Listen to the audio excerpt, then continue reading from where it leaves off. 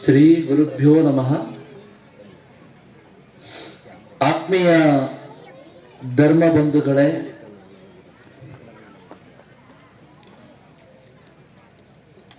ನಾವೆಲ್ಲರೂ ಕೂಡ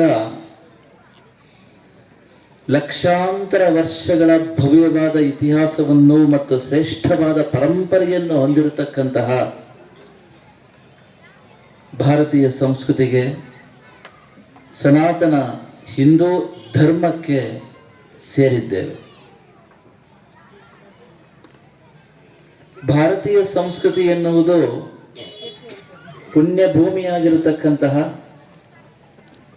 ನಮ್ಮ ಭಾರತ ದೇಶದಲ್ಲಿ ಜನಿಸಿ ವಿಕಾಸವಾದ ಸಂಸ್ಕೃತಿಯಾಗಿದೆ. ಭಾರತೀಯ ಸಂಸ್ಕೃತಿ ಇದರ ವಿಶೇಷತೆ ಏನಂತ ಕೇಳಿದ್ರೆ, ಇದು ಜಗತ್ತಿನಲ್ಲೇ ವೈವಿಧ್ಯವನ್ನು ಮತ್ತು ಬಹುತ್ವವನ್ನು ಅತ್ಯಂತ ಸಹಜವಾಗಿ ಮತ್ತು ಸಂಪೂರ್ಣವಾಗಿ ಒಪ್ಪಿಕೊಂಡಿರತಕ್ಕಂತಹ ಈ ಜಗತ್ತಿನ ಏಕೈಕ ಸಂಸ್ಕೃತಿಯಾಗಿದೆ. ವೈವಿಧ್ಯವನ್ನು ಬಹುತ್ವವನ್ನು ಒಪ್ಪಿಕೊಳ್ಳುವುದು ಭಾರತೀಯ ಸಂಸ್ಕೃತಿಯ ಮೂಲಭೂತ ನಂಬಿಕೆಯಾಗಿದೆ. ಒಂದು ದೇಶದಲ್ಲಿ ಒಂದು ಸಂಸ್ಕೃತಿ ಹೇಗೆ ಉಗಮವಾಗುತ್ತೆ ಅಂತ ಕೇಳಿದ್ರೆ, ಒಂದು ದೇಶದಲ್ಲಿ ಜನಿಸಿದ ಆಧ್ಯಾತ್ಮಿಕ, ಧಾರ್ಮಿಕ, ಸಾಹಿತ್ಯಿಕ, ಕಲಾತ್ಮಕ, ಐತಿಹಾಸಿಕ, ಭೌಗೋಳಿಕ, ವೈಜ್ಞಾನಿಕ ಮುಂತಾದ ಮೌಲ್ಯಗಳು ಅತ್ಯಂತ ಕ್ರಮಬದ್ಧವಾಗಿ ಮತ್ತು ವ್ಯವಸ್ಥಿತವಾಗಿ ಧ್ರುವೀಕರಣಗೊಳ್ಳುತ್ತಾ ಒಂದು ತಲೆಮಾರಿನಿಂದ ಇನ್ನೊಂದು ತಲೆಮಾರಿನಿಗೆ, ಇನ್ನೊಂದು ತಲೆಮಾರಿನಿಂದ ಮತ್ತೊಂದು ತಲೆಮಾರಿಗೆ ಪ್ರವಾಹದಂತೆ ನಿರಂತರವಾಗಿ ಸಾಗುತ್ತಾ ಪಾರಂಪರಿಕ ಮೌಲ್ಯಗಳಾಗಿ ರೂಪುಗೊಂಡು ಜನಮಾನಸದಲ್ಲಿ ಸ್ಥಿರವಾಗಿ ನೆಲೆ ನಿಂತು ಜನರ ಜೀವನದಲ್ಲಿ ಅಭಿವ್ಯಕ್ತವಾದಾಗ ಅದನ್ನು ನಾವು ಆ ದೇಶದ ಸಂಸ್ಕೃತಿ ಅಂತ ಕರೀತೇವೆ. ಸಂಸ್ಕೃತಿ ವಿಕಾಸ ಆಗಲಿಕ್ಕೆ 1 ವರ್ಷ 2 ವರ್ಷ ಅಲ್ಲ, ಲಕ್ಷ ಲಕ್ಷ ವರ್ಷಗಳು ಬೇಕಾಗುತ್ತೆ. ಭಾರತೀಯ ಸಂಸ್ಕೃತಿಯನ್ನು ನೋಡಿದರೆ ಸೂರ್ಯವಂಶ, ಚಂದ್ರವಂಶ ಇದು ಭಾರತೀಯ ಸಂಸ್ಕೃತಿಯ 2 ಕಣ್ಣುಗಳಾಗಿರತಕ್ಕಂಥ ರಾಜವಂಶಗಳು. ಇದರಿಂದಲೇ ಭಾರತೀಯ ಸಂಸ್ಕೃತಿ ವಿಕಾಸವಾಗಿದೆ. ಭಗವಾನ್ ಶ್ರೀರಾಮಚಂದ್ರನಿಂದ ಹಿಡಿದು ಛತ್ರಪತಿ ಶಿವಾಜಿ ಮಹಾರಾಜರವರೆಗೆ ಈ ಒಂದು ಭಾರತೀಯ ಸಂಸ್ಕೃತಿ ವಿಕಾಸ ಆಗಿದೆ ಅಂತಂದ್ರೆ ಇದಕ್ಕೆ ಕ್ಷಾತ್ರ ಸಮಾಜ ಕೊಟ್ಟಿರ್ತಕ್ಕಂಥ ಬಹುದೊಡ್ಡ ಅಮೂಲ್ಯವಾದ ಕೊಡುಗೆಯನ್ನ ನಾವು ಕಾಣಬಹುದಾಗಿದೆ. ನಾವು ಮೊದಲೇ ಹೇಳಿದಂತೆ ಒಂದು ದೇಶದ ಸಂಸ್ಕೃತಿ ಹೇಗೆ ಉಗಮವಾಗತ್ತೆ, ಆ ದೇಶದಲ್ಲಿ ಜನಿಸಿದ ಆಧ್ಯಾತ್ಮಿಕ, ಧಾರ್ಮಿಕ, ಸಾಹಿತ್ಯಿಕ, ಕಲಾತ್ಮಕ, ಐತಿಹಾಸಿಕ, ವೈಜ್ಞಾನಿಕ, ಭೌಗೋಳಿಕ ಮುಂತಾದ ಮೌಲ್ಯಗಳು ಅತ್ಯಂತ ಕ್ರಮಬದ್ಧವಾಗಿ ಮತ್ತು ವ್ಯವಸ್ಥಿತವಾಗಿ ಧ್ರುವೀಕರಣಗೊಳ್ಳುತ್ತಾ ಒಂದು ತಲೆಮಾರಿನಿಂದ ಇನ್ನೊಂದು ತಲೆಮಾರಿಗೆ, ಇನ್ನೊಂದು ತಲೆಮಾರಿನಿಂದ ಮತ್ತೊಂದು ತಲೆಮಾರಿಗೆ ಪ್ರವಾಹದಂತೆ ನಿರಂತರವಾಗಿ ಸಾಗುತ್ತಾ ಜನಮಾನಸದಲ್ಲಿ ಸ್ಥಿರವಾಗಿ ನೆಲೆ ನಿಂತು ಪಾರಂಪರಿಕ ಮೌಲ್ಯಗಳಾಗಿ ರೂಪುಗೊಂಡು ಜನರ ಜೀವನದಲ್ಲಿ ಅದು ವ್ಯವಸ್ಥಿತವಾಗಿ ಅಭಿವ್ಯಕ್ತವಾದಾಗ ಅದನ್ನು ನಾವು ಆ ದೇಶದ ಸಂಸ್ಕೃತಿ ಅಂತ ಕರಿತಾ ಇದ್ದೇವೆ. ಇಂತಹ ಸಂಸ್ಕೃತಿಗೆ ಸೇರತಕ್ಕಂಥ ನಾವು ಈ ಭಾರತ ದೇಶದಲ್ಲಿ ಅನಾದಿ ಕಾಲದಿಂದಲೂ ಧರ್ಮವೇ ಪ್ರಾಣ ಅಂತ ನಂಬಿಕೊಂಡು ಬಂದಿದ್ದೇವೆ. ಭಾರತೀಯ ಸಂಸ್ಕೃತಿ ಎಲ್ಲ ಮಹೋನ್ನತ ರಾಜರು ರಾಮೋ ವಿಗ್ರಹವಾನ್ ಧರ್ಮ ನಾವು ಹೇಳ್ತೇವೆ. ರಾಮ ಅಂದ್ರೆ ಯಾರು? ಧರ್ಮದ ಸಾಕಾರ ಸ್ವರೂಪ. ರಾಮ ಈ ಜಗತ್ತಿನಲ್ಲಿ ಪ್ರತಿ ಕ್ಷಣವೂ ಕೂಡ ತನ್ನ ಅನಂತವಾಗಿರ್ತಕ್ಕಂಥ ಕಲ್ಯಾಣ ಗುಣಗಳಿಂದ ಧರ್ಮವನ್ನು ಎತ್ತಿ ಹಿಡಿದಿದ್ದಾನೆ. ಶ್ರೀಕೃಷ್ಣ ಪರಮಾತ್ಮ ಯಾಕೋಸ್ಕರ ಈ ಜಗತ್ತಿನಲ್ಲಿ ಅವತಾರ ಮಾಡಿದ ಅಂತ ಕೇಳಿದ್ರೆ ಧರ್ಮಕ್ಕಾಗಿ. ನಾವು ಆ ಸೂರ್ಯವಂಶದಲ್ಲಿ ಆ ರಘು ಮಹಾರಾಜರು ನೋಡಿದರೆ, ರಘು ಮಹಾರಾಜರು ಸಮಸ್ತ ರಾಜ್ಯವನ್ನು ಕೂಡ ತ್ಯಾಗ ಮಾಡಿದ್ರು, ದಾನ ಮಾಡಿದ್ರು. ಯಾಕೋಸ್ಕರ ಅಂದ್ರೆ ಧರ್ಮಕ್ಕಾಗಿ. ಆದ್ದರಿಂದ ಭಾರತೀಯ ಸಂಸ್ಕೃತಿಯ ಪ್ರಾಣ ಇರುವುದು ಧರ್ಮದಲ್ಲಿ. ಇಂತಹ ಭಾರತೀಯ ಸಂಸ್ಕೃತಿ ನಮ್ಗೆ ಏನ್ ಹೇಳ್ತಾ ಇದೆ ಅಂತ ಕೇಳಿದರೆ, ಭಾರತೀಯ ಸಂಸ್ಕೃತಿಯ ಸಾರವಾಕ್ಯ ಏಕಂ ಸತ್ ಜ್ಞಾನಿನಃ ಬಹುಧಾ ವದಂತಿ ಅಂದ್ರೆ ದೇವರೊಬ್ಬನೇ, ನಾಮರೂಪಗಳು ಹಲವು, ಸತ್ಯವೊಂದೇ, ಮಾರ್ಗಗಳು ಅನೇಕ. ಇದು ಭಾರತೀಯ ಸಂಸ್ಕೃತಿಯ ಸಂಪೂರ್ಣವಾದ ಸಾರವಾಕ್ಯವಾಗಿದೆ. ನಮ್ಮ ಸಂಸ್ಕೃತಿಯನ್ನು ಅರ್ಥ ಮಾಡ್ಕೊಳ್ಬೇಕು ಅಂತಾದ್ರೆ, ನಮ್ಮ ಸಂಸ್ಕೃತಿಯನ್ನ ಆಳವಾಗಿ ಅಧ್ಯಯನ ಮಾಡಬೇಕು ಅಂತಾದ್ರೆ, ನಮ್ಮ ಸಂಸ್ಕೃತಿಯನ್ನ ಇವತ್ತಿನ ದೇಶ ಕಾಲ ಪರಿಸ್ಥಿತಿಗೆ ತಕ್ಕಂತೆ ಸಮನ್ವಯ ಮಾಡಿಕೊಂಡು ನಾವೆಲ್ಲ ಪರಸ್ಪರ ಪ್ರೀತಿ ವಿಶ್ವಾಸಗಳಿಂದ, ಸ್ನೇಹ ಸೌಹಾರ್ದಗಳಿಂದ, ಶಾಂತಿ ಸಮಾಧಾನಗಳಿಂದ ಒಂದು ಒಳ್ಳೆಯ ಕುಟುಂಬದಂತೆ ಒಂದಾಗಿ ಬಾಳಬೇಕು ಅಂತಾದ್ರೆ ನಮಗೆ ಈ ಭಾರತೀಯ ಸಂಸ್ಕೃತಿ ಬೋಧನೆ ಮಾಡ್ತಾ ಇರತಕ್ಕಂತಹ ಸಾರವಾಕ್ಯ ಸದಾ ಜಾಗೃತಿಯಲ್ಲಿ ನೆನಪಿನಲ್ಲಿ ಇರಬೇಕು. ಸತ್ಯ ಒಂದೇ, ಮಾರ್ಗಗಳು ಅನೇಕ, ದೇವರೊಬ್ಬನೇ ನಾಮರೂಪಗಳ ಹಲವು. ನಾವಿಲ್ಲೇ ನೋಡ್ತಾ ಇದ್ದೇವೆ ಈ ವರಾಂಡದಲ್ಲಿ. ನಾವು ದುರ್ಗಾದೇವಿಯನ್ನ ಗ್ರಾಮ ದೇವತೆ ಅಂತ ಹೇಳ್ತಾ ಇದ್ದೇವೆ. ಇಲ್ಲೇ ಅಂಬಾಭವಾನಿ ನಮ್ಮೆಲ್ಲರ ಕುಲದೇವರು. ಇನ್ನು ಸೀತಾ ಲಕ್ಷ್ಮಣ ಹನುಮ ಸಮೇತ ರಾಮಚಂದ್ರನ ಭವ್ಯವಾಗಿರ್ತಕ್ಕಂಥ ದೇವಸ್ಥಾನ ನೋಡ್ತಾ ಇದ್ದೇವೆ. ಅಂದ್ರೆ ಈ ಒಂದು ವರಾಂಡದ ಒಳಗೆ, ಈ ಒಂದು ಪವಿತ್ರವಾಗಿರ್ತಕ್ಕಂಥ ಸಾನ್ನಿಧ್ಯ ಒಳಗೆ ನಾವು ಬೇರೆ ಬೇರೆ ದೇವರನ್ನ ಬೇರೆ ಬೇರೆ ರೂಪದಲ್ಲಿ ಆರಾಧನೆ ಮಾಡ್ತಾ ಇದ್ದೇವೆ. ಅದು ಗೊತ್ತಿರಬೇಕು. ಇದು ಏಕದೇವರ ಬಹುರೂಪ ಆರಾಧನೆ ಅಂತ ನಮ್ಮ ಶಾಸ್ತ್ರ ಹೇಳ್ತಾ ಇದೆ. ದೇವರೊಬ್ಬನೇ, ನಾಮರೂಪಗಳ ಹಲವು, ಸತ್ಯ ಒಂದೇ, ಮಾರ್ಗಗಳು ಅನೇಕ. ಇದು ಗೊತ್ತಿಲ್ಲ ಅಂತಂದ್ರೆ ಭಾರತೀಯ ಸಂಸ್ಕೃತಿಯನ್ನ ನಾವು ಪಾಲನೆ ಮಾಡ್ಲಿಕ್ಕಾಗೋದಿಲ್ಲ. ಇದು ಗೊತ್ತಿಲ್ಲ ಅಂತ ಆದ್ರೆ ಭಾರತೀಯ ಸಂಸ್ಕೃತಿ ಯಾವತ್ತೂ ಸದಾ ಏಕತ್ವವನ್ನೇ ಹೇಳ್ತಾ ಇದೆ, ವಿವಿಧತೆಯಲ್ಲಿ ಏಕತ್ವವನ್ನೇ ಎತ್ತಿ ಹಿಡಿತಾ ಇದೆ. ಏಕಂ ಸತ್ ಅಲ್ಲಿ ಏನಾಗ್ತಾ ಇದೆ? It oppose the unity. at the same time it says that paths are many. it openly accepts diversity. ಇದು ಭಾರತೀಯ ಸಂಸ್ಕೃತಿಯ ವಿಶೇಷ. ಸತ್ಯವನ್ನ ಒಂದೇ ಅಂತ ಹೇಳ್ತಾ ಏಕತ್ವವನ್ನು ಎತ್ತಿ ಹಿಡಿತಾ ಇದೆ, ವಿವಿಧತೆಯನ್ನು ಒಪ್ಪಿಕೊಳ್ತಾ ಅದು ಬಹುತ್ವವನ್ನ ಅತ್ಯಂತ ಸಹಜವಾಗಿ ಸಂಪೂರ್ಣ ಒಪ್ಪಿಕೊಳ್ತಾ ಇದೆ. ಆದ್ದರಿಂದಲೇ ಒಂದೇ ವೇಳೆ ನಾವು ಅಂಬಾಭವಾನಿಯನ್ನ ಪೂಜೆ ಮಾಡ್ತಾ ಇದ್ದೇವೆ. ಹಾಗೆಯೇ ವೀರಾಂಜನ ಸ್ವಾಮಿ ಸಮೇತವಾಗಿ ರಾಮಚಂದ್ರ ಸ್ವಾಮಿಯನ್ನ ಪೂಜೆ ಮಾಡ್ತಾ ಇದ್ದೇವೆ. ಕುಲದೇವತೆಯಾಗಿ ಅಂಬಾಭವಾನಿ ಇದ್ರೆ, ಗ್ರಾಮ ದೇವತೆಯಾಗಿ ನಮಗೆ ಅದರ ಇನ್ನೊಂದು ಸ್ವರೂಪವಾಗಿರ್ತಕ್ಕಂತಹ ದುರ್ಗಾದೇವಿಯನ್ನು ನಾವು ನೋಡ್ತಾ ಇದ್ದೇವೆ. ಆದ್ದರಿಂದ ಭಾರತೀಯ ಸಂಸ್ಕೃತಿ ಅರ್ಥ ಆಗಬೇಕು ಅಂತ ಆದ್ರೆ ನಮಗೆ ಮೊದಲು ಗೊತ್ತಿರಬೇಕು, ಭಾರತೀಯ ಸಂಸ್ಕೃತಿ ಸದಾ ವಿವಿಧತೆಯಲ್ಲಿ ಏಕತೆಯನ್ನೇ ಎತ್ತಿ ಹಿಡಿತದೆ. ಏಕತ್ವವನ್ನು ನಾವು ಯಾವತ್ತೂ ಕೂಡ ಮರಿಬಾರದು. ಭಾರತೀಯ ಸಂಸ್ಕೃತಿ ಹೇಳ್ತಕ್ಕಂತಹ ಆ ಏಕತ್ವವನ್ನ ಮರೆತರೆ ನಾವು ವೈವಿಧ್ಯ ಅಂತ ಏನ್ ಅನ್ಕೊಂಡಿದ್ದೇವೋ ಅದು ಸಮಾಜದಲ್ಲಿ ವೈರುಧ್ಯವಾಗ್ತದೆ. ತಿಳ್ಕೊಳ್ಳಿ, ಭಾರತೀಯ ಸಂಸ್ಕೃತಿಯ ಮಹೋನ್ನತವಾದ ವಿಚಾರ ಏನಂತ ಕೇಳಿದ್ರೆ ವೈವಿಧ್ಯವನ್ನ, ಬಹುತ್ವವನ್ನ ಸಹಜವಾಗಿ ಒಪ್ಪಿಕೊಳ್ತಕ್ಕಂಥದ್ದು. ಆದರೆ ಈ ಒಂದು ಮಹೋನ್ನತವಾದ ವಿಚಾರ ಸದೃಢವಾಗಿ ಇರಬೇಕು ಅಂತಾದರೆ ನಾವೆಲ್ಲ ನಮ್ಮ ಸಂಸ್ಕೃತಿಯನ್ನ, ಶ್ರದ್ಧಾ ಕೇಂದ್ರಗಳನ್ನ ಕಾಪಾಡಿಕೊಳ್ಬೇಕು ಅಂತಾದರೆ ನಮ್ಮ ಮನಸ್ಸಿನಲ್ಲಿ ಸದಾ ಗೊತ್ತಿರಬೇಕು, ನಮ್ಮಲ್ಲಿರ್ತಕ್ಕಂಥ ವೈವಿಧ್ಯ, ನಮ್ಮಲ್ಲಿರ್ತಕ್ಕಂಥ ವಿವಿಧತೆ ಯಾವತ್ತೂ ಕೂಡ ವೈರುಧ್ಯವಾಗಬಾರದು. ವೈರುಧ್ಯ ಅಂದ್ರೆ ಏನೋ, ಆ ದೇವರು ಜಾಸ್ತಿ, ಈ ದೇವರು ಕಡಿಮೆ, ಆ ಸಿದ್ಧಾಂತ ಜಾಸ್ತಿ, ಈ ಸಿದ್ಧಾಂತ ಕಡಿಮೆ, ಆ ಸಿದ್ಧಾಂತವೇ ಸರಿ, ಈ ಸಿದ್ಧಾಂತ ತಪ್ಪು. ಈ ರೀತಿ ಭಾವನೆಗಳು ನಮ್ಮಲ್ಲಿ ಬಂದಾಗ ನಮ್ಮ ಸಂಸ್ಕೃತಿ ಬಲಹೀನವಾಗ್ತದೆ. ಇವತ್ತು ನಮ್ಮಲ್ಲಿ ಆ ರೀತಿಯ ಭಾವನೆ ಇದೆಯೋ ಇಲ್ಲವೋ ಗೊತ್ತಿಲ್ಲ, ಆದರೆ ಈ ಭಾವನೆಗಳನ್ನ ಉಂಟು ಮಾಡಿ ಸನಾತನ ಹಿಂದೂ ಧರ್ಮವನ್ನ, ಭಾರತೀಯ ಸಂಸ್ಕೃತಿಯನ್ನ ಬಲಹೀನಗೊಳಿಸ್ತಕ್ಕಂಥ ಅನೇಕ ದುಷ್ಟ ಶಕ್ತಿಗಳು ಇವತ್ತು ಸಮಾಜದಲ್ಲಿ ಜಾಗೃತವಾಗಿದೆ. ತಿಳ್ಕೊಳ್ಳಿ, ಇದನ್ನೇ ಒಡೆದು ಆಡುವ ನೀತಿ ಅಂತ ನಾವು ಹೇಳ್ತೇವೆ.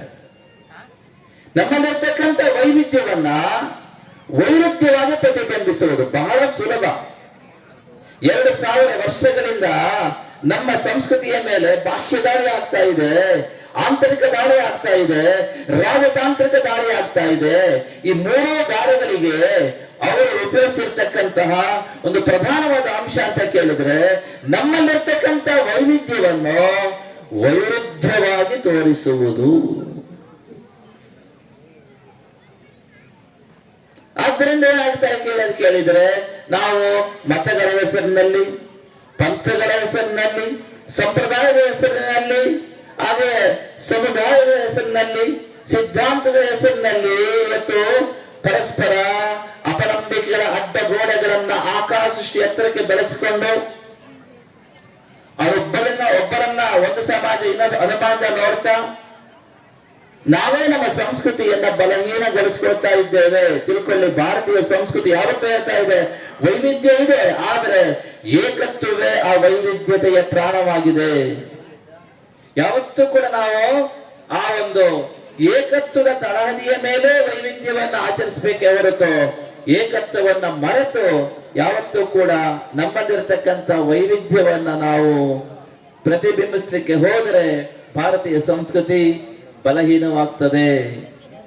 ಆದ್ದರಿಂದ ಇವತ್ತು ನಮ್ಮ ಸಂಸ್ಕೃತಿಯ ಮೇಲೆ, ನಮ್ಮ ಸಮಾಜದ ಮೇಲೆ ಯಾಕೆ ಇದೇ ರೀತಿ ಪ್ರಹಾರ ಆಗ್ತದೆ ಅಂತ ಕೇಳಿದ್ರೆ ನಾವು ಆ ಏಕತ್ವವನ್ನು ಮರಿತಾ ಇದ್ದೇವೆ. ಆದ್ದರಿಂದ ಆ ಭಾರತೀಯ ಸಂಸ್ಕೃತಿ ಏನ್ ಹೇಳ್ತಾ ಇದೆ, ಸತ್ಯವೊಂದೇ ಮಾರ್ಗಗಳು ಅನೇಕ. ನೀವು ಇಲ್ಲಿಂದ ತಿರುಪತಿಗೆ ಹೋಗಬೇಕು ಅಂದ್ರೆ ಭಾರತೀಯ ಸಂಸ್ಕೃತಿ ಹೇಳ್ತಾ ಇದೆ ನೋಡಿ, ತಿರುಪತಿಗೆ ಹೋಗ್ಬೇಕಾ? ಹೌದು. ನೀವು ಬೆಂಗಳೂರಿಗೆ ಹೋಗಿ, ಹೊಸಕೋಟೆಗೆ ಹೋಗಿ, ಕೋಲಾರಕ್ಕೆ ಹೋಗಿ, ಮುಳಬಾಗಲ ಹೋಗಿ, ಚಿತ್ತೂರಿಗೆ ಹೋಗಿ ತಿರುಪತಿಗೆ ಹೋಗಬಹುದು. ಅದು ಒಂದು ಮಾರ್ಗ. ಇಲ್ಲ, ಆ ಮಾರ್ಗ ನಿಮಗೆ ಬೇಡ, ನೀವು ತಿರುಪತಿಗೆ ಹೋಗ್ಬೇಕಾ? ಹೌದು. ನೀವು ಬೆಂಗಳೂರಿಗೆ ಹೋಗಿ, ಅಲ್ಲಿಂದ ಚಿಕ್ಕಬಳ್ಳಾಪುರ ಹೋಗಿ, ಅನಂತಪುರ ಹೋಗಿ, ಅಲ್ಲಿಂದ ಕೂಡ ಕಡಪಕ್ಕೆ ಹೋಗಿ ತಿರುಪತಿಗೆ ಹೋಗ್ಬೋದು. ಅದು ಒಂದು ಮಾರ್ಗ ಇದೆ. ಅದು ಬೇಡಪ್ಪ, ನನಗೆ ಆ ಮಾರ್ಗ ಬೇಡ ಅಂತ ಅನಿಸಿದ್ರೆ ಬೆಂಗಳೂರಿಗೆ ಹೋಗಿ, ಹೊಸೂರಿಗೆ ಹೋಗಿ, ಕೃಷ್ಣಗಿರಿಗೆ ಹೋಗಿ, ವೇಲೂರಿಗೆ ಹೋಗಿ, ಅಲ್ಲಿಂದಲೂ ತಿರುಪತಿಗೆ ಹೋಗಬಹುದು. ಅದು ಒಂದು ಮಾರ್ಗ ಇದೆ. ಇದು ಭಾರತೀಯ ಸಂಸ್ಕೃತಿ. ಅಂದ್ರೆ ಸತ್ಯಕ್ಕೆ ಅನಂತವಾಗಿರ್ತಕ್ಕಂಥ ಮುಖಗಳಿರ್ತವೆ.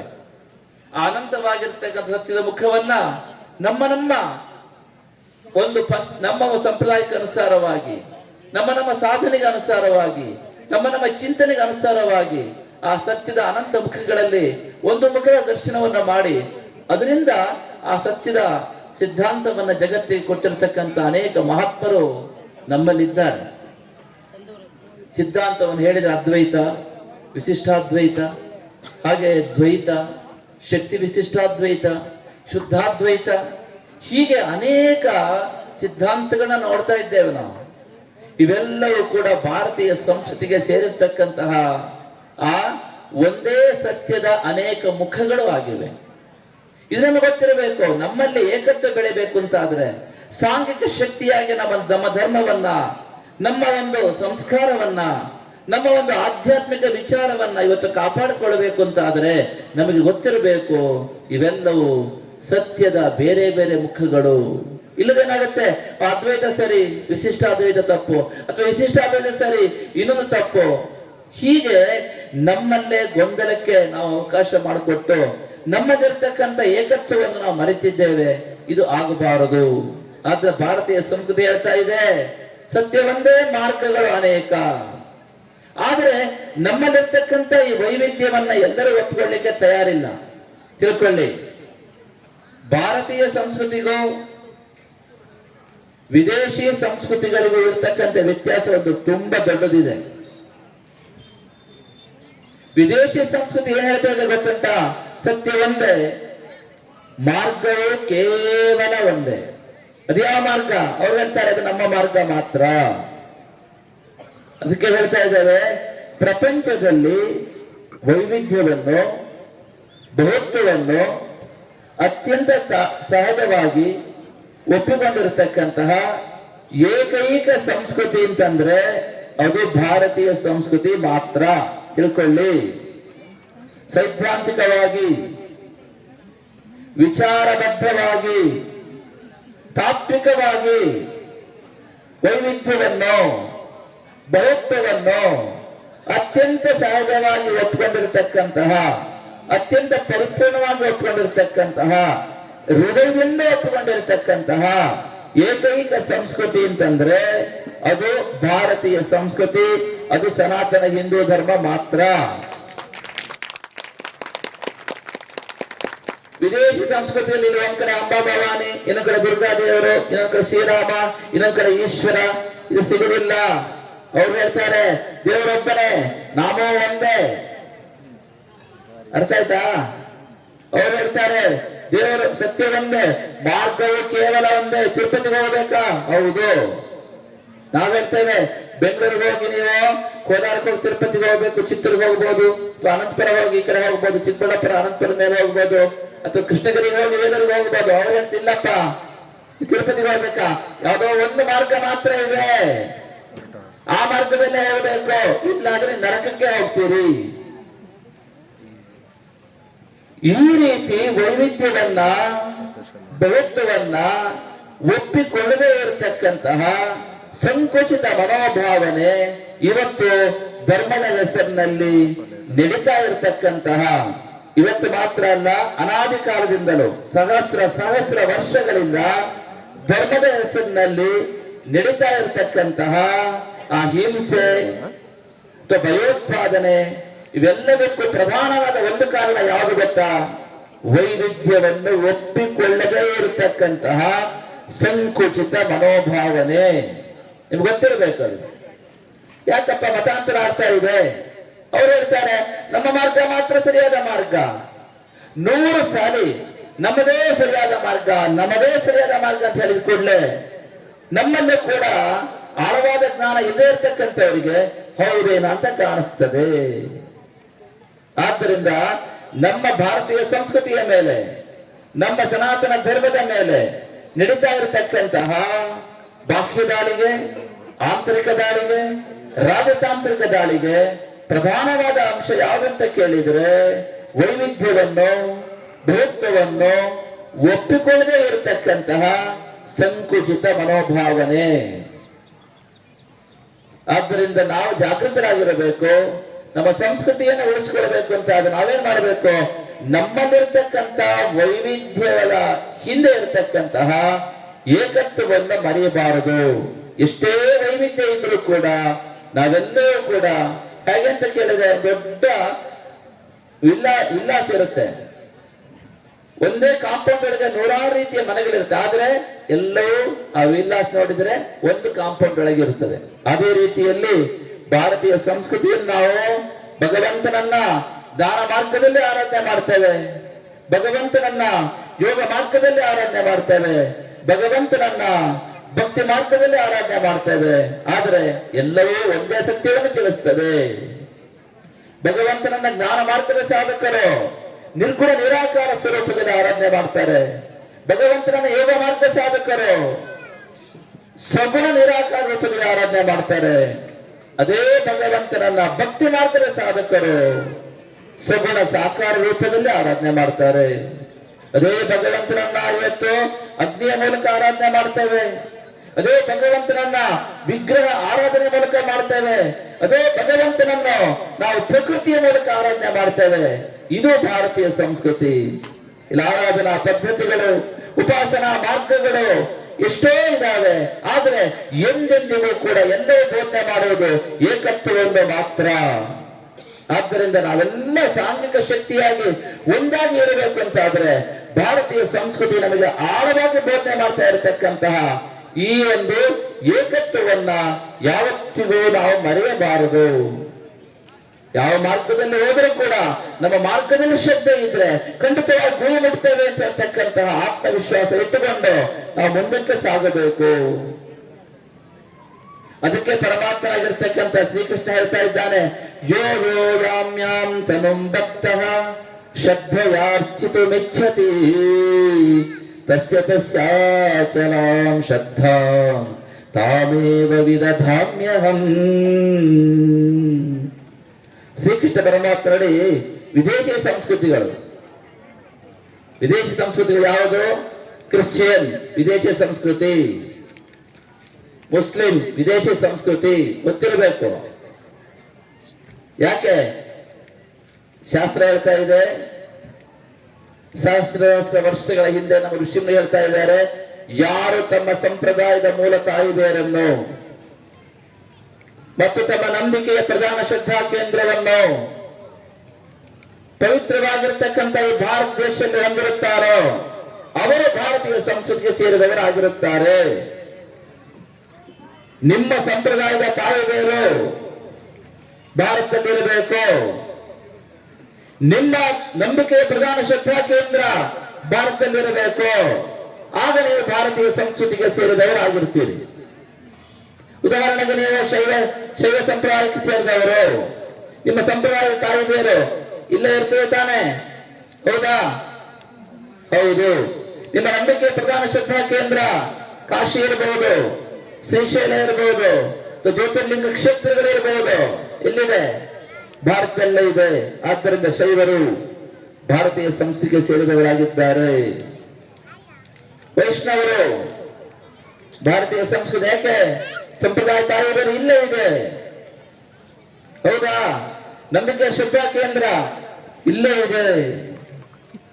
ಹಾಗೆ ನೀವು ಕೇಳಬಹುದು, ಜೈನರು, ಹೌದು, ಜೈನರು ಕೂಡ ಭಾರತೀಯ ಸಂಸ್ಕೃತಿನೇ. ಯಾಕೆ? ಅವರ ಸಂಪ್ರದಾಯ ತಾಯಿ ಬೇರು ಇಲ್ಲೇ ಇದೆ, ಭಾರತ ಭೂಮಿಯಲ್ಲೇ ಇದೆ.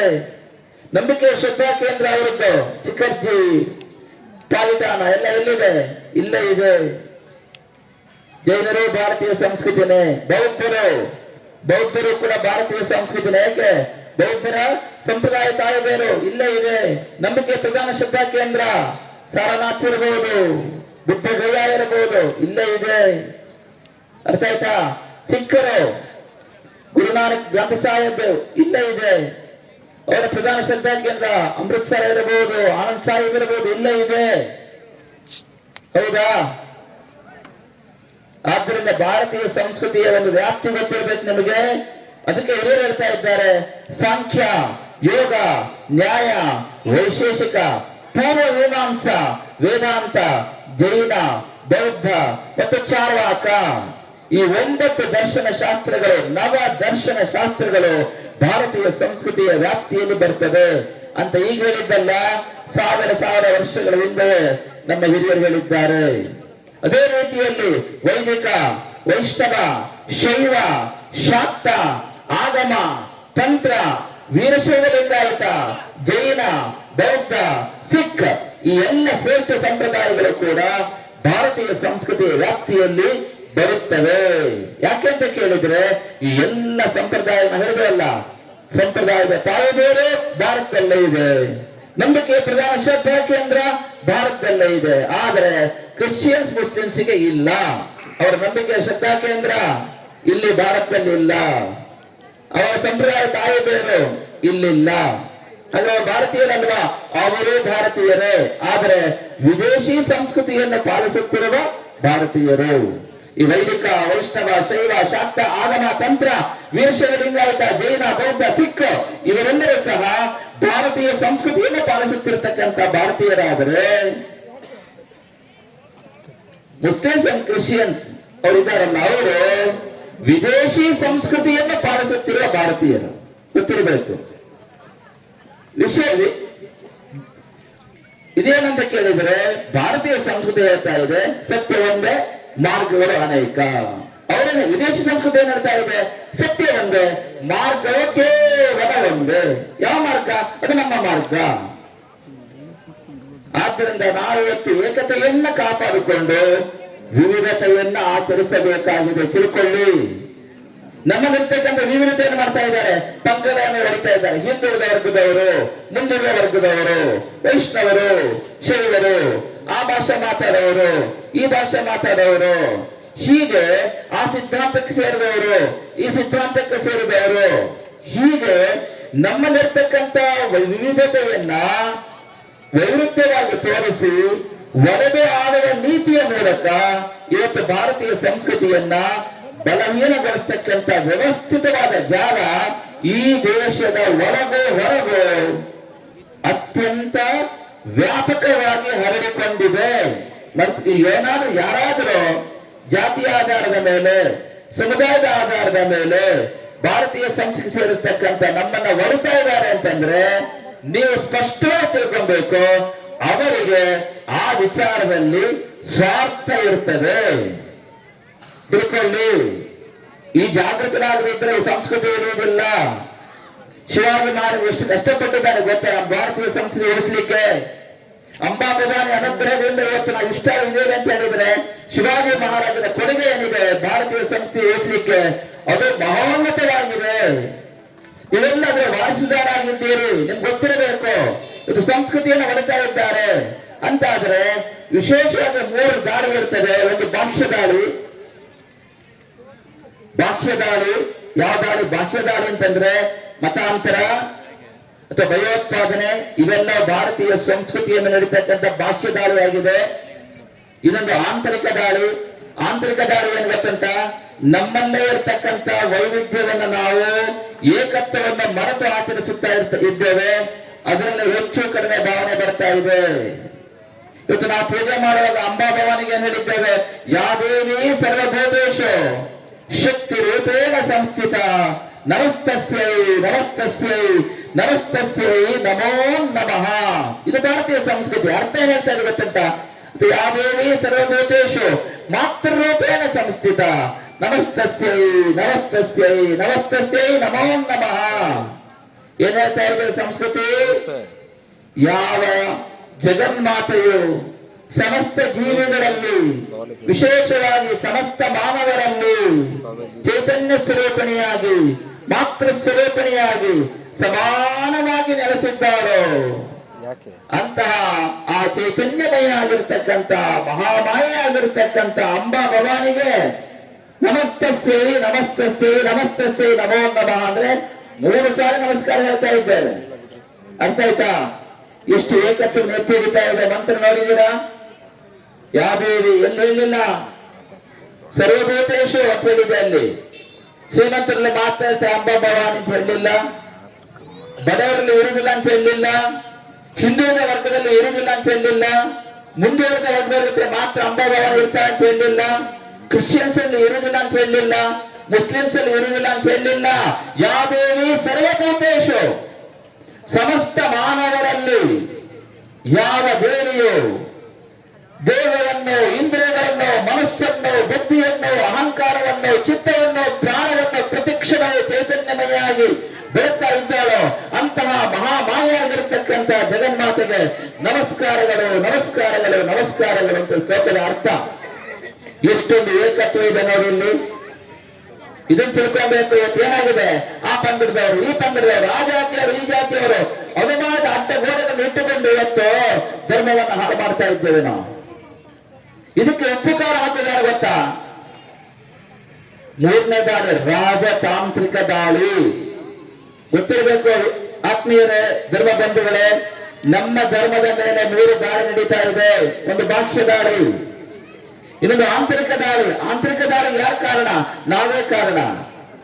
ನಮ್ಮಲ್ಲಿರ್ತಕ್ಕಂತಹ ಆ ಒಂದು ಸಂಕುಚಿತವಾದ ಬುದ್ಧಿ, ಧರ್ಮವನ್ನ, ತತ್ವವನ್ನು ಸರಿಯಾಗಿ ತಿಳ್ಕೊಳ್ಳೋದು. ಏಕೆಂದರೆ ನಾವು ಪೂಜೆ ಮಾಡುವ ಯಾದೇವಿ ಸರ್ವಭೂತೇಶು ಮಾತೃರೂಪೇಣ ಸಂಸ್ಥಿತ ನಮಸ್ತಸ್ಯೈ ನಮಸ್ತಸ್ಯೈ ನಮಸ್ತಸ್ಯೈ ನಮೋ ನಮಃ ಅಂತ ಹೇಳ್ಕೊಂಡು ಅಮ್ಮನವರ ಪೂಜೆ ಮಾಡ್ಕೊಂಡು ಬರ್ತೇವೆ.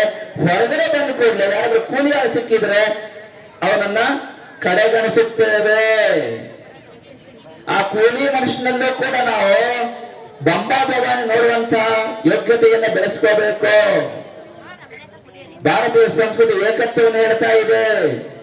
ಶಿವೋಹಂ ಅದ್ವೈತ ತತ್ವದ, ಅದ್ವೈತ ಸಿದ್ಧಾಂತದ ಪ್ರತಿಪಾದಕರಾಗಿರ್ತಕ್ಕಂಥ ಆದಿಶಂಕರರು ಶಿವೋಹಂ ಒಂದೇ ಆತ್ಮ ಇದೆ ಅಂತ ಹೇಳಿದ್ದು. ಅಲ್ಟಿಮೇಟ್ಲಿ ಒಂದೇ ಆತ್ಮ. ಒಂದೇ ಆತ್ಮ ಇದ್ದಲ್ಲಿ ಭೇದ ಭಾವ ಯಾಕೆ? ತತ್ವ ಗೊತ್ತಿರ್ಬೇಕು ತಾನೆ ನಮಗೆ.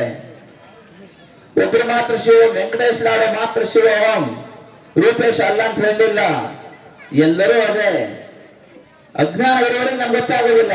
ನಾ ಶ್ರೀಮಂತ, ನಾನು ಬಡವ, ನಾನು ವಿದ್ಯಾವಂತ, ಅವನು ಅವಿದ್ಯಾವಂತ, ನನಗೆ ಅಧಿಕಾರ ಇದೆ, ಇನ್ನೊಬ್ಬರಿಗೆ ಅಧಿಕಾರ ಇಲ್ಲ, ನಾನು ಹಿಂದುಳಿದ ವರ್ಗ, ಅವನು ಮುಂದುವರೆದ ವರ್ಗ, ಅಥವಾ ನಾನು ವಯಸ್ಸು ಕಮ್ಮಿ, ಅವನ ವಯಸ್ಸು ಜಾಸ್ತಿ.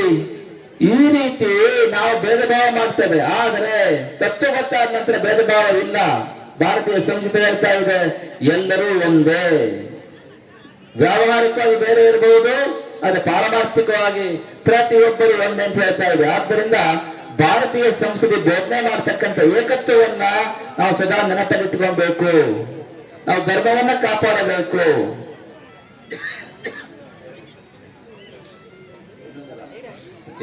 ಕ್ಷಾತ್ರ ಸಮಾಜ ನಾವು ಹೇಳ್ತಾ ಇರ್ತೇವೆ ನೋಡಿ. ಕ್ಷಾತ್ರ ಸಮಾಜ ಬಗ್ಗೆ ನಾವು ಹೇಳುದು, ಈ ದೇಶಕ್ಕೆ ಭಾರತ ಅಂತ ಹೆಸರು ಇತ್ತು ಮೊದಲಿಂದಲೂ. ಆದರೆ ಈ ನಮ್ಮ ದೇಶಕ್ಕೆ ಭಾರತ ಅಂತ ಹೇಳ್ತಕ್ಕಂಥ ಹೆಸರು ಬಂದಿದ್ದು ಕೂಡ ಕ್ಷಾತ್ರ ಸಮಾಜದ ಭರತ ಚಕ್ರವರ್ತಿಯಿಂದ. ನಾವು ಮೊದಲೇ ಹೇಳಿದ್ದು, ಇವತ್ತು ಭಾರತದಲ್ಲಿ ಏನಾದ್ರೂ ದೇವಸ್ಥಾನಗಳು, ಶ್ರದ್ಧಾ ಕೇಂದ್ರಗಳು, ನಮ್ಮ ಸಂಸ್ಕೃತಿ, ನಮ್ಮ ಒಂದು ಆಚಾರ ವಿಚಾರಗಳು ಉಳಿದಿವೆ ಅಂತಂದ್ರೆ ಅದಕ್ಕೆ ಕ್ಷಾತ್ರ ಸಮಾಜ ಕೊಟ್ಟಿರ್ತಕ್ಕಂಥ ಪೋಷಕರಾಗಿ ಕ್ಷಾತ್ರ ಸಮಾಜ ಕೊಟ್ಟಿರ್ತಕ್ಕಂಥ ಕೊಡುಗೆ ತುಂಬಾ ತುಂಬಾ ತುಂಬಾ ತುಂಬಾ ದೊಡ್ಡದು. ಆದ್ದರಿಂದ ಇವತ್ತು ನೀವೆಲ್ಲ ಅದರ ವಿವರಗಳಾಗಿದ್ದೀರಿ. ಆ ಒಂದು ಸಂಸ್ಕೃತಿಯನ್ನ, ನಮ್ಮ ಧರ್ಮವನ್ನ ಕಾಪಾಡತಕ್ಕಂಥ ಮಹತ್ತರವಾಗಿರ್ತಕ್ಕಂಥ ಜವಾಬ್ದಾರಿ ನಿಮಗೆಲ್ಲರಿಗೂ ಇದೆ. ಆದ್ದರಿಂದ ಧರ್ಮವನ್ನ ಕಾಪಾಡಬೇಕು ನಾವು ಹೇಗಾದ್ರೆ ಮಾಡಿ. ಯಾಕೆ ಪ್ರಪಂಚದಲ್ಲಿ ಎಲ್ಲ ಬಂದು ಹೋಗ್ತದೆ, ಆದ್ರೆ ಆ ಧರ್ಮ ಅದನ್ನ ಆಚರಣೆಯಿಂದ ಸಿಗ್ತಕ್ಕಂಥ ಪುಣ್ಯದ ನೋಡಿ ನಾವು ಹೇಳ್ತಿರ್ತೇವೆ, ಅದು ಶಾಶ್ವತ. ಯಾಕೆಂತ ಕೇಳಿದ್ರೆ, ರೂಪ ಯೌವನ ವಿದ್ಯೆ ಧನ ಬಲದ ಮದವೆಲ್ಲ ಮೆಲ್ಲ ಮೆಲ್ಲನೆ ಜಾರಿ ಮುತ್ತಡರಿ ನಶಿಸುವುದು. ರೂಪ ಯೌವನ ವಿದ್ಯೆ ಧನ ಬಲದ ಮದವೆಲ್ಲ ಮೆಲ್ಲ ಮೆಲ್ಲನೆ ಜಾರಿ ಮುತ್ತಡರಿ ನಶಿಸುವುದು. ಕಾಲವಿನ ಮೋಸೆಯಲು ಬದುಕಾಟ ಮುಗಿವಾಗ, ಕಾಲವಿನ ಮೋಸೆಯಲು ಬದುಕಾಟ ಮುಗಿವಾಗ ನೆನಪೊಂದು ನಿಲ್ಲುವುದು ಸಚ್ಚಿದಾನಂದ. ನೆನಪೊಂದು ನಿಲ್ಲುವುದು ಸಚ್ಚಿದಾನಂದ. ಭಗವಾನ್ ಶ್ರೀರಾಮಚಂದ್ರ ಇರಬಹುದು, ಭಗವಾನ್ ಶ್ರೀಕೃಷ್ಣ ಪರಮಾತ್ಮ ಇರಬಹುದು, ಅಥವಾ ಈ ಜಗತ್ತನ್ನ ಭರತ ಭೂಮಿಯನ್ನ ಆಳ್ತಕ್ಕಂಥ ರಾಜ ಮಹಾರಾಜರು ಇರಬಹುದು. ಅವರೆಲ್ಲರೂ ಕೂಡ ತಮ್ಮ ಜೀವನದಲ್ಲಿ ಅತ್ಯಂತ ಹೆಚ್ಚು ಮೌಲ್ಯಯುತವಾದದ್ದು ಯಾವುದು ಅಂತ ನಂಬಿದ್ರು ಅಂತ ಕೇಳಿದ್ರೆ ಧರ್ಮವನ್ನು. ಧಾರಣಾತ್ ಧರ್ಮ ಇತ್ಯಾವುದು ಧರ್ಮೋ ಧಾರಯತೆ ಪ್ರಜಾ. ಇದು ಭಾರತೀಯ ಸಂಸ್ಕೃತಿಯ ಆ ಒಂದು ಧರ್ಮದ ಬಗ್ಗೆ ಕೊಟ್ಟಿರ್ತಕ್ಕಂಥ ವ್ಯಾಖ್ಯಾನವಾಗಿದೆ. ಧರ್ಮ ಎಲ್ಲದಕ್ಕಿಂತಲೂ ದೊಡ್ಡದು. ಆದ್ದರಿಂದ ನಾವು ಭಗವಾನ್ ಶ್ರೀರಾಮಚಂದ್ರನ ಧರ್ಮದ ಸಾಕಾರ ಸ್ವರೂಪ ಅಂತ ಹೇಳ್ತೇವೆ. ಅದಕ್ಕೆ ನಾವು ಹೇಳ್ತಾ ಇದ್ದೇವೆ, ಧರ್ಮ ನಾವು ಮಾಡತಕ್ಕಂಥ ಸಂಸ್ಕಾರ ಇದೆ ನೋಡಿ, ಅದು ಮಾತ್ರ ಉಳಿತದೆ. ರೂಪ ಯೌವನ ವಿದ್ಯೆ ಧನ ಬಲದ ಮದವೆಲ್ಲ ಮೆಲ್ಲ ಮೆಲ್ಲನೆ ಜಾರಿ ಮುತ್ತಡರಿ ನಶಿಸುವುದು. ಏನೇ ಆಗಲಿ, ರೂಪ ಇರಲಿ, ಯೌವನ ಇರಲಿ, ವಿದ್ಯೆ ಇರಲಿ, ಅಧಿಕಾರ ಇರಲಿ, ಅಂತಸ್ತು ಇರಲಿ, ಪ್ರಭಾವ ಇರಲಿ, ಏನೇ ಇರಲಿ, ಮನುಷ್ಯ ಮಾತ್ರ ಧರ್ಮವನ್ನ, ನ್ಯಾಯ ಮಾರ್ಗವನ್ನ, ಸತ್ಪಥವನ್ನ, ಸನ್ಮಾರ್ಗವನ್ನ, ಮೌಲ್ಯಯುತವಾದ ಜೀವನವನ್ನು ಮರೆಯಬಾರದು. ಯಾಕೆ ಇವೆಲ್ಲ ಕಾಲ ಪ್ರವಾಹದಲ್ಲಿ, ಕಾಲದ ನಿರಂತರವಾಗಿರ್ತಕ್ಕಂಥ ಪ್ರವಾಹದಲ್ಲಿ ಕೊಚ್ಚಿಕೊಂಡು ಹೋಗ್ತದೆ. ಇದು ನಿಲ್ಲೋದು ಒಂದೇ ನೀವು ಮಾಡುತ್ತಕ್ಕಂಥ ಒಳ್ಳೆ ಕೆಲಸಗಳು. ಇವತ್ತು ನಮ್ಮ ವೆಂಕಟೇಶ್ ಲಾಡ್ ಅವರ ಆಧ್ವರ್ಯದಲ್ಲಿ, ನೇತೃತ್ವದಲ್ಲಿ ಅಖಿಲ ಕರ್ನಾಟಕ ಲಾಡ್ ಸಮಾಜ ಬಾಂಧವರೆಲ್ಲರೂ ಸೇರಿಕೊಂಡು ಕೇವಲ 11 ತಿಂಗಳಲ್ಲಿ ಒಂದು ಇತಿಹಾಸವನ್ನೇ ಸೃಷ್ಟಿ ಮಾಡಿದ್ದೀರಿ ನೀವು. ಇದು ಆಗಬೇಕು. ಇತಿಹಾಸ ಸೃಷ್ಟಿ ನಡೆದಿದೆ. ಇನ್ನು ನಿಮ್ಮ ತಲೆಮಾರು ನೋಡಿ, ಮುಂದ್ ತಲೆಮಾರು, 4 ತಲೆಮಾರು, 5 ತಲೆಮಾರು, 10 ತಲೆಮಾರು ಆದ್ರು, 5 ವರ್ಷ ಆದ್ರೂ ಕೂಡ ಹೇಳ್ತಾರೆ ನಮ್ಮ ಪೂರ್ವಿಕರು 2026ರಲ್ಲಿ ಎಲ್ಲರೂ ಕೂಡ ಶ್ರಮಪಟ್ಟು ಈ ಅಂಬಾಮಾರಿ ದೇವಸ್ಥಾನವನ್ನ, ನಮ್ಮ ಕುಲದೇವತೆ ದೇವಸ್ಥಾನವನ್ನ ಇಲ್ಲಿ ಪವಿತ್ರವಾದ ಪರಿಸರ ನಿರ್ಮಾಣ ಮಾಡಿದ್ದಾರೆ ಅಂತ 1000 ವರ್ಷ ಕಳೆದರೂ ಕೂಡ ಇಲ್ಲಿ ಹೇಳ್ತಾರೆ. ಇತಿಹಾಸದ ಸೃಷ್ಟಿ ನಡೆದಿದೆ ಇವತ್ತು. ಇದಾಗಬೇಕು ನಾವು. ಬದುಕು ಬಹಳ ಬಹಳ ಬಹಳ ಬಹಳ ಕಡೆ ಅಲ್ಪ. ಇದ್ದಷ್ಟು ದಿವಸ 4 ಜನರ ಬದುಕಿಗೆ ಬೆಳಕಾಗುವಂತೆ ಬಾಳಬೇಕು. ನಮ್ಮ ನಮ್ಮ ಚೌಕಟ್ಟಿನ ಒಳಗೆ ಇತಿಮಿತಿಯೊಳಗೆ ಎಲ್ಲರೂ ಕ್ರಾಂತಿ ಪುರುಷರಾಗಕ್ಕೆ ಸಾಧ್ಯ ಇಲ್ಲ. ಆದರೆ ನಮ್ಮ ನಮ್ಮ ಚೌಕಟ್ಟಿನ ಒಳಗೆ 4 ಜನರ ಬದುಕಿಗೆ ಬೆಳಕಾಗುವಂತೆ ಬಾಳಿದಾಗ ಬದುಕು ಸಾರ್ಥಕ ಆಗುತ್ತೆ. ಒಳ್ಳೆ ಕೆಲಸ ಮಾಡಬೇಕು. ಸಮಾಜದ ಹಿತಕ್ಕೆ ಪೂರಕವಾದ ಕೆಲಸ ಮಾಡಬೇಕು. ಕೇವಲ ವೈಯಕ್ತಿಕ ಉನ್ನತಿ ಅಲ್ಲದೆ ಕುಟುಂಬದ ಕ್ಷೇಮ, ಸಮಾಜದ ಹಿತ, ದೇಶದ ಅಭಿವೃದ್ಧಿ, ವಿಶ್ವದ ಕಲ್ಯಾಣ ಇದನ್ನ ಸಾಧಿಸುವ ಕೆಲಸವನ್ನ ಮಾಡಬೇಕು. ಅದಕ್ಕೆ ಹೇಳ್ತಾ ಇದ್ದಾರೆ, ಮಾಡಿಲ್ಲ ಅನ್ಕೊಳ್ಳಿ ಬದುಕಾಗಿ ಹೋಗುತ್ತೆ. 1000 ಕೋಟಿ ರೂಪಾಯಿ ಇರ್ಬೋದು ಬ್ಯಾಲೆನ್ಸ್, ಏನ್ ಮಾಡ್ತೀರಾ? ಆತ್ಮತೃಪ್ತಿ ಇರೋದಿಲ್ಲ. ನಾವು ಒಳ್ಳೆ ಕೆಲಸ ಮಾಡಿದ್ದರಿಂದ ಯಾವ್ದು ಸಿಗುತ್ತೆ? ಆತ್ಮತೃಪ್ತಿ ಎನ್ನುವ ಧನವೇ, ಹಣವೇ ನಿಜವಾದ ಧನವಾಗಿದೆ. ಒಂದು ಒಳ್ಳೆ ಕೆಲಸ ಮಾಡಿ ಬೆಳಗ್ಗೆ ಎದ್ದು ಸ್ನಾನ ಮಾಡ್ಕೊಂಡು ಅಂಬಾದೇವಿಯನ್ನು ಪ್ರಾರ್ಥನೆ ಮಾಡ್ಕೊಂಡು ಹೊರಗೆ ಬರುವ ಸಮಯದಲ್ಲಿ ಯಾರೋ ಒಬ್ರು ಬರ್ತಾರೆ, ಬಡವರು, ಅತ್ಯಂತ ಕಷ್ಟದಲ್ಲಿದ್ದೇನೆ, ಸ್ವಲ್ಪ ಸಹಾಯ ಬೇಕು ಅಂತ ಕೇಳ್ತಾರೆ. ಯಾರು ಏನು ಗೊತ್ತಿರುವುದಿಲ್ಲ, ಸ್ವಾರ್ಥ ಇಲ್ಲದೆ ಸ್ವಲ್ಪ ಸಹಾಯ ಮಾಡ್ತೀರಾ, ಅವತ್ತಿಡೀ ನಿಮ್ಮ ಮನಸ್ಸು ಪೂರ್ಣವಾಗಿ ತುಂಬಿಕೊಂಡಿರುತ್ತೆ ಅಲ್ವಾ? ಇವತ್ತು ಒಳ್ಳೆ ಕೆಲಸ ಮಾಡಿದ್ದೀನಿ, ಹೌದಾ? ಹೌದು. ಇದಕ್ಕೆ ಆತ್ಮತೃಪ್ತಿ ಅಂತ ಹೇಳ್ತೇವೆ. ಆತ್ಮತೃಪ್ತಿ ಎನ್ನುವ ಧನವೇ ನಿಜವಾದ ಪುಣ್ಯ, ಅದು ಧನ.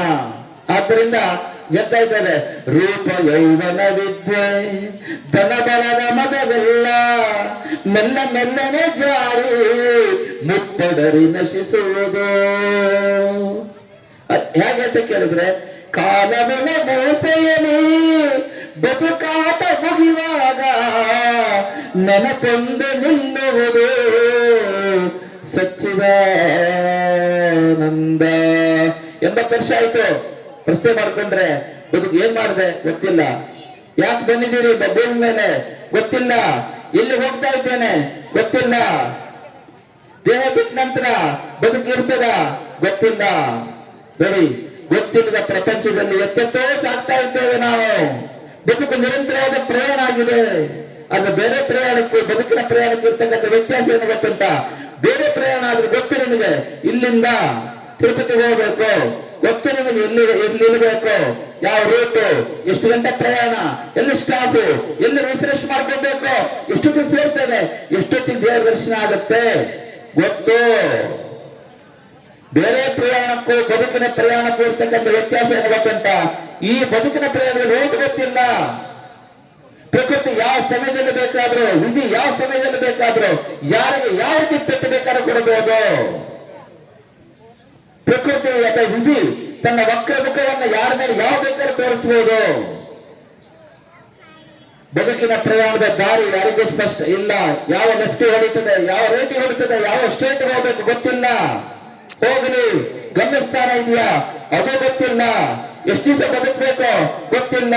ದೇವರನ್ನು ಬಿಡುವುದು, ಬದುಕಿನ ಪ್ರಯಾಣಕ್ಕೆ ಫುಲ್ ಸ್ಟಾಪ್, ಕಾಮನ ಅದು ಗೊತ್ತಿಲ್ಲ. ಗೊತ್ತಿಲ್ಲದ ಪ್ರಪಂಚದಲ್ಲಿ ನಾವು ಸಾಕ್ತಾ ಇದ್ದೇವೆ. ಆದರೂ ನಂಬಿಕೆಯ ಆಶಾದೀಪವನ್ನು ಹಿಡ್ಕೊಂಡು ಈ ಬದುಕಿನ ಪ್ರಯಾಣ ನಿರಂತರವಾಗಿ ಸಾಗ್ತಾ ಇದೆ. ಆ ಜ್ಯೋತಿ ಯಾರು ಅಂತ ಕೇಳಿದ್ರೆ ಧರ್ಮವೇ ಜ್ಯೋತಿಯಾಗಿದೆ. ಅದನ್ನ ನಾವು ಬೆಳಗಬೇಕಾಗಿದೆ. ಆದ್ದರಿಂದ ಕೇಳ್ತಾ ಇದ್ದೇವೆ, ಕಾಲವಿನ ಮೋಸೆಯಲ್ಲಿ ಬದುಕಾಟ ಮುಗಿಯುವಾಗ ನೆನಪೊಂದು ನಿಲ್ಲುವುದು. ನೀವು ಮಾಡಿರ್ತಕ್ಕಂಥ ಒಳ್ಳೆ ಕೆಲಸ, ಅದರಿಂದ ಉಂಟಾಗಿರ್ತಕ್ಕಂಥ ಸಂಸ್ಕಾರ ನೆನಪು, ನೀವು ಮಾಡ್ತಕ್ಕಂಥ ಕೆಟ್ಟ ಕೆಲಸ, ಅದರಿಂದ ಉಂಟಾಗಿರ್ತಕ್ಕಂಥ ಸಂಸ್ಕಾರ ನೆನಪು, ಅದು ಮಾತ್ರ ಹಿಡಿತದೆ. ಆದ್ದರಿಂದ ನಾವೇನ್ ಮಾಡಬೇಕು? ಧರ್ಮವನ್ನು ಎತ್ತಿ ಹಿಡಿಯಬೇಕು. ಈ ದೃಷ್ಟಿಕೋನ ಇಟ್ಟುಕೊಂಡು ಭಾರತೀಯ ಸಂಸ್ಕೃತಿ ಇರತಕ್ಕಂತಹ ಆ ಏಕತ್ವವನ್ನು ಎತ್ತಿ ಹಿಡಿಯುವುದಕ್ಕಾಗಿ, ಭಾರತೀಯ ಸಂಸ್ಕೃತಿಯ ಮಹೋನ್ನತಿಗಾಗಿ, ಭಾರತೀಯ ಸಂಸ್ಕೃತಿಯ ಸದೃಢತೆಗಾಗಿ, ಭಾರತೀಯ ಸಂಸ್ಕೃತಿಯನ್ನು ಎಲ್ಲ ಆಯಾಮದಲ್ಲಿ ಸದೃಢಗೊಳಿಸುವುದಕ್ಕಾಗಿ ಭಾರತೀಯ ಸಂಸ್ಕೃತಿಗೆ ಸೇರಿರ್ತಕ್ಕಂಥ ಎಲ್ಲ ಪೂಜ್ಯ ಸಂತರು ಸೇರಿಕೊಂಡು ಒಂದು ಮಹೋನ್ನತವಾಗಿರ್ತಕ್ಕಂಥ ಸಂಕಲ್ಪ ಮಾಡಿದ್ದಾರೆ. ಅದರ ಬಗ್ಗೆ ನಾವು ಕಳೆದ ಸಾಲ ನಮ್ಮ ಬೆಂಗಳೂರಿನ ಕೈಲಾಸ ಆಶ್ರಮದಲ್ಲಿರ್ತಕ್ಕಂಥ ಲಾಡ್ ಸಮಾಜದ ಆ ಸಮಾವೇಶದಲ್ಲಿ ಹೇಳಿದ್ದು, ಸುಮಾರು 1,000 ದೇಶದ 1,500 ಪೀಠಾಧಿಪತಿಗಳು ಈ ಭಾರತೀಯ ಸಂಸ್ಕೃತಿಯನ್ನು ಸೇರಿರ್ತಕ್ಕಂಥ ಪೀಠಾಧಿಪತಿಗಳು. ಭಾರತೀಯ ಸಂಸ್ಕೃತಿ ಹೇಳಿಕ್ ನಾ ಹೇಳಿದಲ್ಲ, ಭಾರತೀಯ ಸಂಸ್ಕೃತಿ ಹೇಳಿಕೊಂಡೆ ವೈದಿಕ, ವೈಷ್ಣವ, ಶೈವ, ಶಾಕ್ತ, ಆಗಮ, ವೀರಶೈವ, ಲಿಂಗಾಯತ, ಜೈನ, ಬೌದ್ಧ, ಸಿಖ್ ಈ ಎಲ್ಲವೂ ಸೇರ್ಕೊಳ್ತದೆ. ಈ ಎಲ್ಲ ಸಂಪ್ರದಾಯಗಳಿಗೆ ಸೇರಿರ್ತಕ್ಕಂಥ ಸುಮಾರು 1,500 ಪೀಠಾಧಿಪತಿಗಳು ಸೇರಿಕೊಂಡು ಭಾರತೀಯ ಸಂಸ್ಕೃತಿಯ ಸಂರಕ್ಷಣೆಗಾಗಿ ಭಾರತೀಯ ಸಂಸ್ಕೃತಿ ಇರ್ತಕ್ಕಂಥ ಎಲ್ಲರೂ ಕೂಡ ಒಂದು ಸಮಾನ ಚೌಕಟ್ಟಿನೊಳಗೆ ಹೃದಯದಿಂದ ಒಂದಾಗಿ ಬಾಳುವಂತೆ ಮಾಡಲು ಒಂದು ಮಹೋನ್ನತವಾದ ಸಂಕಲ್ಪ ಮಾಡಿಕೊಂಡು ಭಾರತೀಯ ಸಂತ ಮಹಾಪರಿಷತ್ತು ಎನ್ನುವ ಮಹಾಪರಿಷತ್ತು ಆರಂಭ ಮಾಡಿದ್ದಾರೆ. ನಮ್ಮ ಮೈಸೂರು ಪ್ರಬೋಧಕರೊಬ್ಬರು ಇದ್ದಾರೆ ಇಲ್ಲಿ, ಅಮ್ಮ ಆಗಲಿ ಕೆಲಸ ಮಾಡ್ತಾ ಇದ್ದಾರೆ ಅವರು ಮೈಸೂರಿನಲ್ಲಿಗೆ. ತಿಳ್ಕೊಂಡಿದ್ರ ಉದ್ದೇಶ ಏನ್ ಗೊತ್ತುಂಟ, ಭಾರತೀಯ ಸಂಸ್ಕೃತಿಗೆ ಸೇರಿರ್ತಕ್ಕಂಥ ಎಲ್ಲರನ್ನು ಒಂದು ಸಮಾನ ಚೌಕಟ್ಟಿನ ಒಳಗೆ ಹೃದಯದಿಂದ ಒಂದಾಗಿ ಬಾಳುವಂತೆ ಮಾಡಬೇಕು ಉದ್ದೇಶ. ಈ ಉದ್ದೇಶವನ್ನ ಸಾಧಿಸಲು ಎಲ್ಲ ಈ ಭಾರತೀಯ ಸಂಸ್ಕೃತಿಯನ್ನು ಪ್ರತಿನಿಧಿಸ್ತಾ ಇರತಕ್ಕಂಥ ಎಲ್ಲ ಸಂಪ್ರದಾಯದ ಪೀಠಾಧಿಪತಿಗಳು, ಸಂತರು, ಮಹಾಂತರು ಸೇರಿಕೊಂಡು 2 ಸಂಕಲ್ಪವನ್ನ ಮಾಡಿದ್ದಾರೆ ಒಂದು ಉದ್ದೇಶದ ಸಾಧನೆಗಾಗಿ.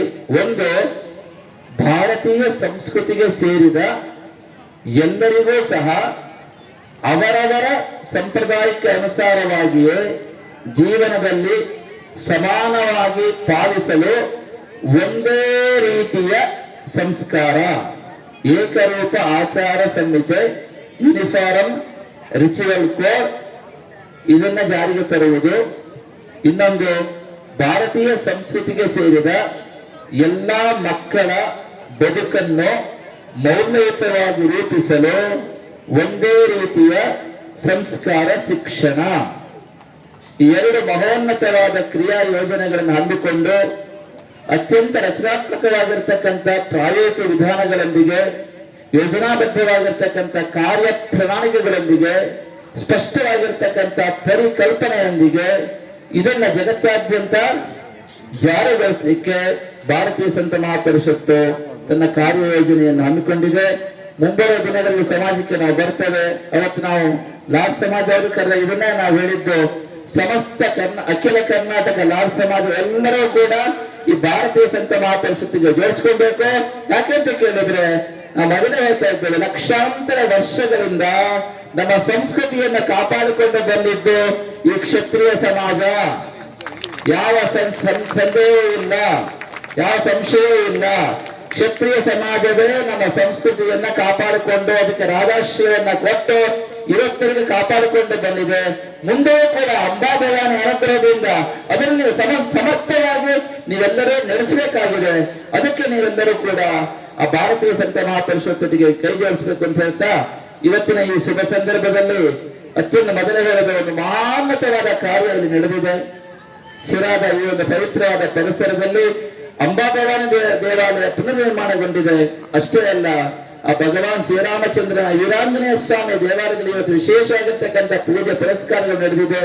ಈ ಎಲ್ಲ ಕಾರ್ಯಕ್ರಮ ಸಾಂಗವಾಗಿ ಸಂಪನ್ನಗೊಳ್ತಾ ಇದೆ. ಇದಕ್ಕೆ ಕಾರಣ ಅಂತ ಕೇಳಿದ್ರೆ, ಮುಖ್ಯವಾಗಿ ನಾವು ಹೇಳಬೇಕು, ಅಖಿಲ ಕರ್ನಾಟಕ ಲಾಡ್ ಸಮಾಜದವರು ಎಲ್ಲರೂ ಸೇರಿದ್ದೀರಿ. ಆದ್ರೆ ಮುಂದಿಟ್ಟುಕೊಂಡು ನಮ್ಮ ವಿಶೇಷವಾಗಿ ವೆಂಕಟೇಶ್ ಲಾಡ್ ಅವರು ವಿಶೇಷವಾಗಿ ತೋರಿಸ್ಕೊಂಡಿದ್ದಾರೆ. ಈ ಕಾರ್ಯಕ್ರಮ ಯಾವುದೇ ಆಗ್ಬೇಕು, ಯಾವುದೇ ಕಾರ್ಯಕ್ರಮ ಆಗ್ಲಿಕ್ಕೆ ಮಾರ್ಗದರ್ಶನ ಮಾಡ್ಬೇಕಲ್ವಾ ಅಂತ ಸಮರ್ಥವಾದ ಮಾರ್ಗದರ್ಶನವನ್ನ ನಮ್ಮ ಒಂದು ಸಂಸ್ಕೃತಿಗೆ ಅನೇಕ ದಶಕಗಳನ್ನ ಮಾಡ್ಕೊಂಡು ಬರ್ತಾ ಇದ್ದಾರೆ ನಮ್ಮ ಗೋಪಾಲಕೃಷ್ಣ ಶರ್ಮಾ ಅವರು. ಗೋಪಾಲಕೃಷ್ಣ ಶರ್ಮಾ ಅವರು ನಿಮ್ಗೆ ಗೊತ್ತು, ಸುವರ್ಣ ಚಾನಲ್ ಇರಬಹುದು, ಜಿ ಟಿವಿ ಇದ್ದಾರೆ. ಈಗ ಅವರು ವಿಶೇಷವಾಗಿ ನಮ್ಮ ಸಾಂಸ್ಕೃತಿಕ ಪರಂಪರೆಯನ್ನ, ನಮ್ಮ ದೈವಿಕ ಪರಂಪರೆಯನ್ನ, ನಮ್ಮ ಶ್ರದ್ಧಾ ಕೇಂದ್ರಗಳ ಮಹತ್ತರವಾಗಿರತಕ್ಕಂತಹ ಆ ಒಂದು ಮೌಲ್ಯವನ್ನ ಇವತ್ತು ಇಡೀ ದೃಶ್ಯ ಮಾಧ್ಯಮದ ಮೂಲಕ, ಟಿವಿ ಮಾಧ್ಯಮದ ಮೂಲಕ ಪ್ರತಿನಿತ್ಯವೂ ಕೂಡ ಸಮಸ್ತ ಕರ್ನಾಟಕ ಜನತೆಗೆ, ಇಡೀ ಭಾರತದ ದೇಶದ ಪರಂಪರೆಗೆ ತಿಳಿಸಿಕೊಳ್ಳುವಲ್ಲಿ ಅತ್ಯಂತ ಮಹತ್ತರವಾಗಿರ್ತಕ್ಕಂಥ ಸೇವೆಯನ್ನ ನಮ್ಮ ಗೋಪಾಲಕೃಷ್ಣ ಶರ್ಮಾ ಮಾಡ್ಕೊಂಡು ಬರ್ತಾ ಇದ್ದಾರೆ. ನಾವು ಭಗವಂತನ ಪ್ರಾರ್ಥನೆ ಮಾಡ್ಕೊಳ್ತಾ ಇದ್ದೇವೆ, ಅಂಬಾಭವಾನಿ ಪ್ರಾರ್ಥನೆ ಮಾಡ್ಕೊಳ್ತಾ ಇದ್ದೇವೆ. ನಮ್ಮ ನಾಡು ನುಡಿ ಸಂಸ್ಕೃತಿಗೆ ಇನ್ನಷ್ಟು ಸೇವೆಯನ್ನ ಪರಮಾತ್ಮ ನಮ್ಮ ಗೋಪಾಲಕೃಷ್ಣರಿಂದ ಮಾಡಿಸಿಕೊಳ್ಳಿ. ಅವರ ಜ್ಯೋತಿಷ್ಯದಲ್ಲೂ ಕೂಡ ವಿಶೇಷವಾಗಿರ್ತಕ್ಕಂಥ ಪ್ರಭಾವ ಇದೆ.